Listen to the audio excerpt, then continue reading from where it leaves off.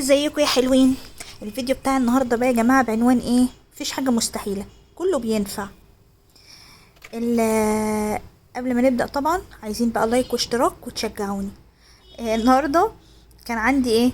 جمبري، اللي هو المفروض بيتعمل كفته جمبري، ما بيتعملش صينيه. هو يعني احنا متعودين نعمل اللي هو المكرونه بالجمبري، جمبري كبير. فانا كان عندي اللي هو الجمبري الصغير، المفروض كنت هعمله كفته او كبيبه. فخلاص يعني انا نفسي راحت للمكرونه بالجمبري، ومش عندي غير ده. اسكت؟ لا، يلا بينا. وعملت احلى صينيه مكرونه بالجمبري، وطلعت طعمها تحفه تحفه تحفه يا بنات. هنجيب الطاسه بتاعتنا بقى، وهنحط فيها زبده، شويه زيت عشان الزبده ما تتحرقش.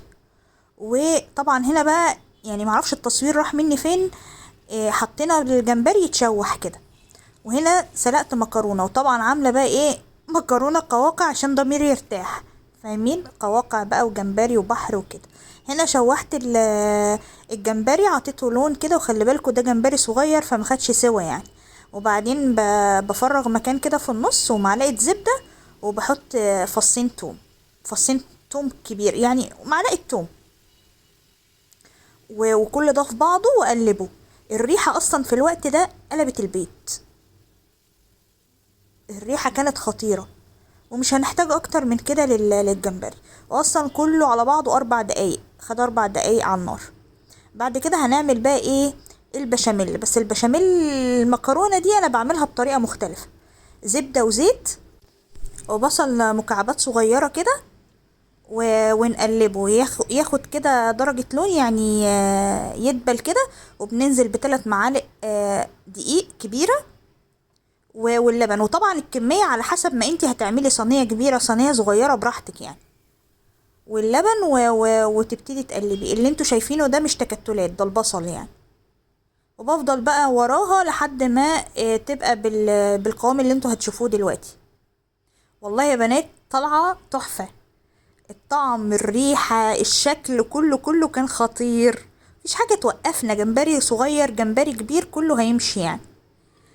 المهم النفس، والمهم ان انت داخله تعملي حاجه وانت حابه تعمليها. حطيت رشه جوز الطيب كده، وحطيت فلفل اسود وملح فقط لا غير. ولقيتها تقيله شويه فزودت ميه سلق المكرونه. ما هو السمك ده على حسبك انت بقى. في ناس بتحب بشاميل تقيل، في ناس بتحب بشاميل يبقى خفيف شويه. انا بحبه خفيف شويه. بس انا شايفه ان قوامه كده حلو قوي يعني. التركية اللي هعملها دلوقتي دي بقى اللي هتاخد الصينية في حتة تانية خالص. انا حطيت الجمبري بميته بكل السوائل اللي نازلة منه في البشاميل. يعني ما عملتش طبقات، لا انا عملته كده وسبته كمان شوية. وبعدين جبت المكرونة وصفتها وحطيت كل الخليط عليها. وبصوا اعملوها وادعولي، والله العظيم طعمها هيبقى خطير، هتعجبكم جدا. بالطريقة دي، مش طبقة وطبقة، لا هي بالطريقة دي. شوفوا الشكل اصلا، ويمكن التصوير ظالمها كمان. انا جعت، انا بسجل الصوت وجعت. المهم جبنا الصينيه بتاعتنا وصبينا الخليط كله كده فيها، ونخدمها بقى من فوق بالجبن بقى. انا كان المفروض احط كمان زيتون يعني، يعني كان في دماغي احط الزيتون جوه البشاميل والجمبري. بس نسيته، فعادي حطيته من فوق. وحطيت جبن بقى، كان عندي ميكس جبن، رومي، شيدر، موتزاريلا. وكان عندي موتزاريلا بس، فحطيت كله يعني. شايفين الشكل عامل ازاي؟ لوحة فنية. تسلم ايديك يا بنت يا سمسم. وعلى الفرن، وطبعا هي كلها كانت سخنة ومستوية، فانا حطيت بس ايه، الجبن تسيح. بس هقول لكم نصيحة بخصوص الجبن يا جماعة. الاول شايفين المنظر؟ طب والله العظيم طلع خطيرة، والله بجد بجد جربوها تحفة. الجبن يعني الاحسن ان انت تخليها تتحمر بالبوتاجاز نفسه مش بالشوايه، يعني تشغلي البوتاجاز وتسيبيها لغايه لما تسيح وتحمر لوحدها.